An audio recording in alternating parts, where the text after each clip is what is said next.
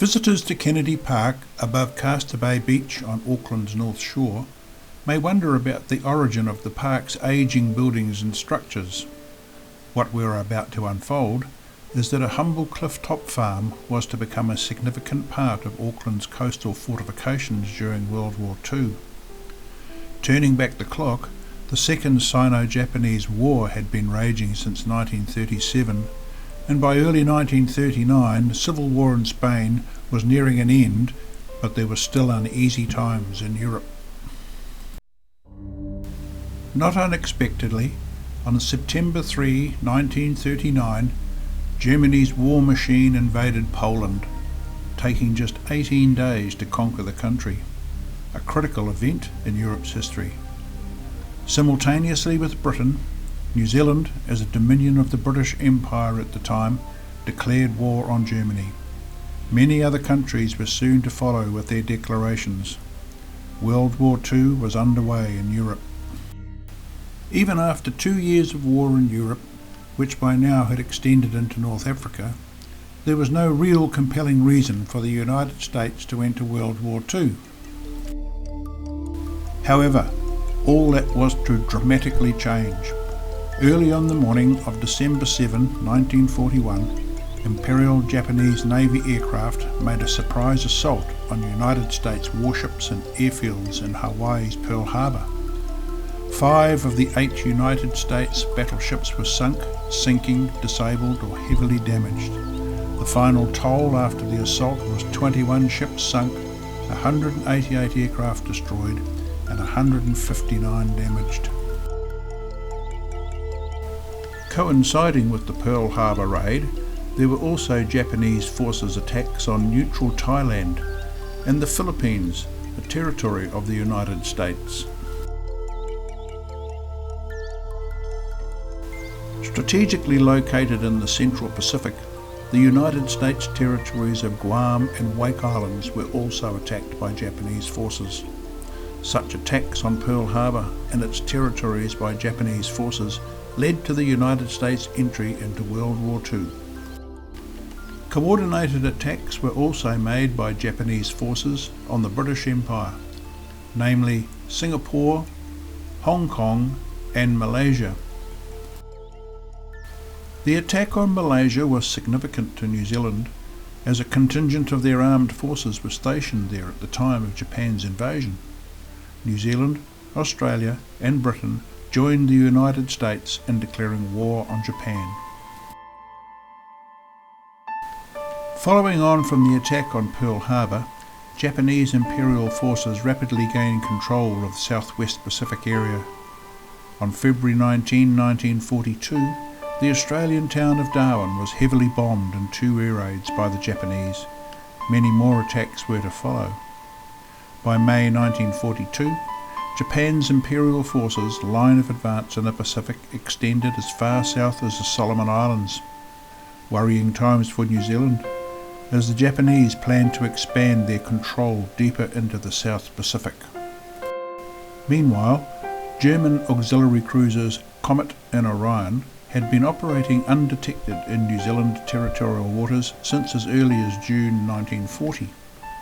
On the night of June 13-14, 1940, the German auxiliary cruiser Orion laid 228 moored contact mines in 3 sections covering the eastern and northern approaches to the Hauraki Gulf leading to the seaport of Auckland. On June 19, 1940, an early casualty of the German auxiliary cruiser Orion's activities was the ocean liner RMS Niagara. En route to Vancouver, the liner struck one of Orion's mines and sank off the coast of Bream Head, Whangarei, only 70-odd nautical miles north of the port of Auckland. A similar fate was in store for HMS Puriri. On May 14, 1941, she also sank with the loss of 5 lives after striking one of Orion's mines, ironically while carrying out minesweeping duties off Bream Head. So with the very real threat of invasion by Japanese forces from the South Pacific region and the established presence of German raiders in New Zealand's territorial waters, what defences had been put in place to protect New Zealand coast? More importantly, what defences were in place to protect seaport entries to the likes of Auckland? Turning back the clock again, in 1885, New Zealand had a full-blown scare of a possible Russian invasion, a scare at the time which led to the building of major fortifications to protect New Zealand's coasts and major ports. Locations of historic fortifications to protect Auckland's seaport are marked up on the map, which consisted of forts at Takapuna, North Head, Mount Victoria, Bastion Point and close to the city centre at Point Resolution. However, by the time World War II broke out, modern warships were able to fire long distances. Auckland's old forts were located far too close to the city they were intended to defend. To counter modern warfare methods, new coastal fortifications needed to be built for the meaningful defence of Auckland and its seaport. By now, urgent planning was in place to establish more suitable coastal fortifications to defend the Hauraki Gulf and Auckland seaport entries. The principal chosen sites were to be on the Gulf Islands of Motutapu and Stony Batter, Waiheke Island. On the mainland, sites were chosen at Whangaparoa Peninsula overlooking Tiri Passage and on the coast at Castor Bay, formerly known as Red Bluff. In January 1934, the New Zealand Army had already purchased coastal farmland at Red Bluff, north of Castor Bay Beach on Auckland's North Shore. In 1939, a small tent camp had been established by the Army, coinciding with the outbreak of war in Europe. The land was strategically important as it had an unobstructed outlook over the inner waters of Auckland's Hauraki Gulf and Rangitoto Channel, the principal entry to Auckland's seaport. By coincidence, in July-August 1940, Commodore Parry, commanding New Zealand's squadron of the Royal Navy, had offered the New Zealand Army 8 BL 6-inch Mark 7 naval guns for its coastal artillery batteries, like the gun illustrated. The guns had been held in storage by the Navy for a second armed merchant cruiser. With a range of 12 miles, the New Zealand Army willingly accepted the offer. The camp design consisted of 2 gun and 2 searchlight emplacements, a 2-storey observation post, an 80,000-gallon water reservoir, self-contained sewerage system, engine room for a power generation, underground tunnels linking the parade ground with the 2 gun emplacements, and barracks to accommodate the camp's 120 service men and women. The 2 gun emplacements were located in close proximity to the cliff edge. Construction of the reinforced concrete structures commenced in March 1941 and by May 1942 was substantially complete. Access to the emplacements was via a hinged heavy steel plate door. In more recent times, steel columns supporting the blast roof and partial perimeter fencing have been installed as a safety measure for the general public. Semicircular aisles were constructed at the rear of each gun emplacement. Access between the gun and the aisle levels was via a short flight of steps. A series of alcoves were installed in the aisle walls, likely for ammunition storage. Each aisle was constructed at a lower level to the main gun emplacement floors, and each contained a series of openings between the 2 levels, likely for easy supply of ammunition to the gun crews. The aisles were extended at both ends, each with storage alcoves. At one end, the aisle was used for access to the underground tunnel, and at the other end was likely to provide temporary shelter for the gun crews in the event of enemy shelling. Metal hinges each side of the alcoves suggests there was a pair of heavy metal doors to the fronts of each opening. The gun emplacement roofs were quite unique. Constructed of reinforced concrete and cantilevered from 2 substantial reinforced concrete columns, the circular roofs formed a distinctive blast-proof frying pan canopy over the guns. The rib defect at the top of each canopy suggests a method of reducing the thickness of concrete and therefore the weight of the canopy. The design was a first in New Zealand. 2 6-inch naval guns were delivered to the 63rd Battery on April 5, 1941. By July of that year, the guns had been installed and were test fired. Using the cut and fill method of construction, work commenced in November 1941 on the underground reinforced concrete tunnels linking the gun emplacements located near the cliff face back to the camp's parade ground located near Beach Road. Access from the gun emplacements to each tunnel was from an extension of the aisles. Each tunnel was cranked, likely to reduce any blast effect from the guns or other type of explosion. Both tunnels were dog-legged into the access tunnel leading into the parade ground. Shortages of materials, labour and time led to the cancellation of the magazine and blast protection above the tunnels. The tunnels contained 3 rooms. One of the rooms was originally intended as a generator and hydraulics room, but was initially used as a bunk room while the barracks were constructed. When the barracks were ready for occupation, the room was used primarily as a small arms locker for the battery, but still contained a hydraulic pump for one of the guns. The other rooms were a communications plotting centre and a combination bunk hydraulics room for the second gun. At the northern end of the camp, a 2-storey reinforced concrete observation post was constructed. A false roof and chimney mimicking a civilian building was used to disguise its real purpose. The observation post was linked by telephones to the gun plotters stationed in the tunnels. 2 reinforced concrete searchlight emplacements were embedded into the cliff face above the beach, strategically positioned to identify targets on the water. Wooden stairways provided access to each emplacement. The source of the light for the searchlights was a carbon arc reflected off a 90cm mirror, likely similar to the one illustrated.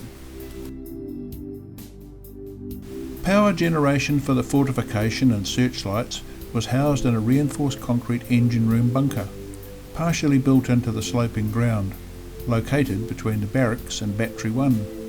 The engine room housed 3 Southern Cross 42 brake horsepower generators.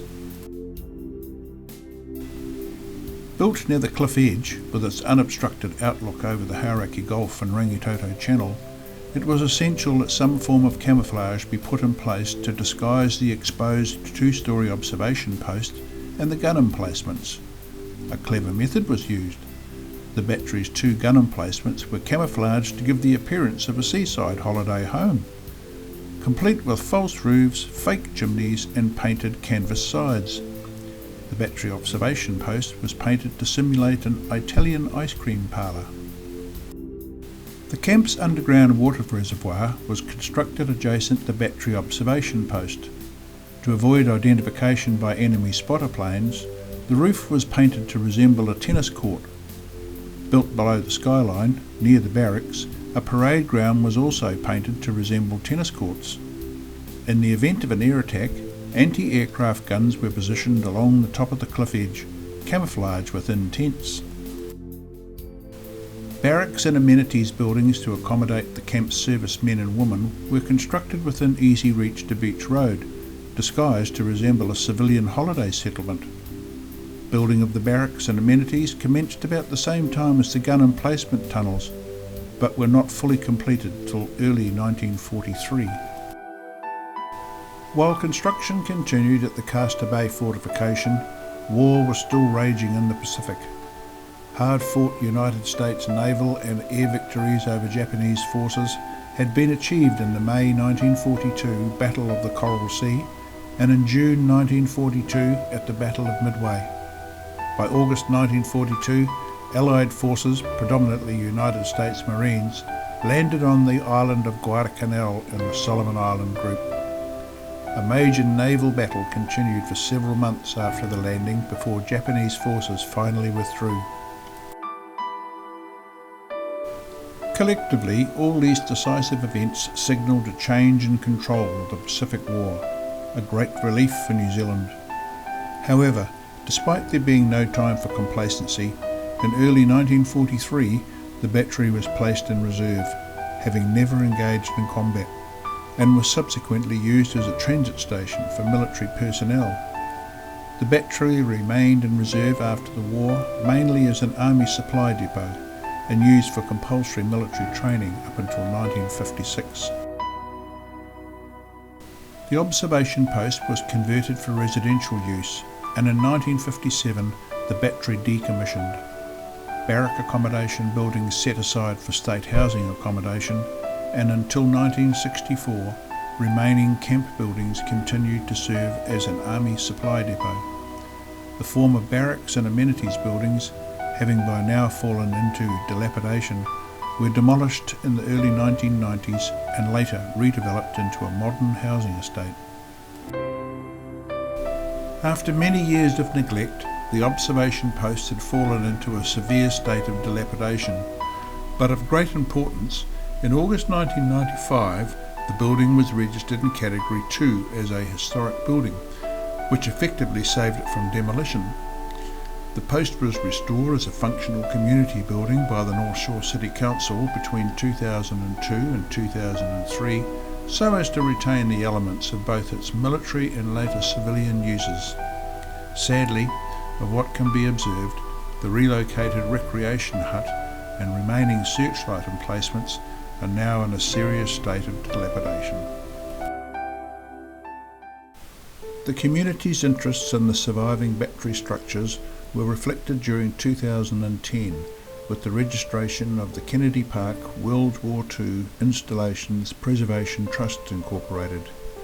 A memorial to the men and women who served in the camp during World War II was unveiled in October 2013.